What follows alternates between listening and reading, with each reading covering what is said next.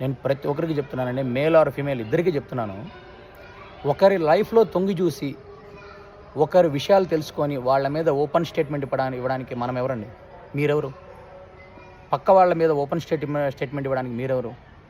పలానా ఆయన ఎట్లంట, పలానా ఆవిడ అట్లంట, ఆవిడకి ఆవేశం ఎక్కువ అంట, ఆవిడ డామినేటెడ్, వాళ్ళ ఇంట్లో ఆవిడదే పెత్తనం, ఆయన అసలు ఆ మూర్ఖుడు పెద్ద మూర్ఖుడు అంట, ఇంట్లో పెళ్ళాం పిల్లలు పట్టించుకోడంట, లేదంటే అప్పుల పాలయ్యాడంట, లేదంటే పలానా విషయం అంట, ఆయన ఇట్లా ఆయన అట్లా, ఆయన వాళ్ళతో గొడవపడి విడిపోయారంట.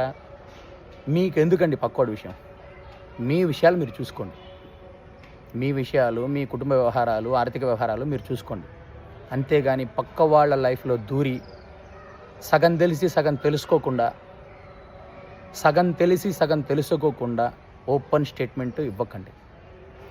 అసలు పక్క వాళ్ళ గురించి కామెంట్ చేసే అర్హత మనకు లేదు.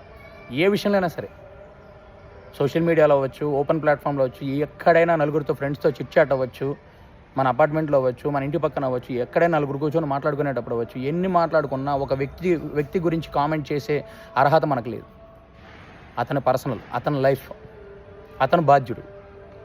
ఎవరైనా సరే, అతను ఆమె ఎవరైనా సరే, మేల్ ఆర్ ఫీమేల్, వాళ్ళ పర్సనల్ లైఫ్, వాళ్ళ ఇష్టం, వాళ్ళకి నచ్చినట్టు వాళ్ళు బ్రతుకుతారు.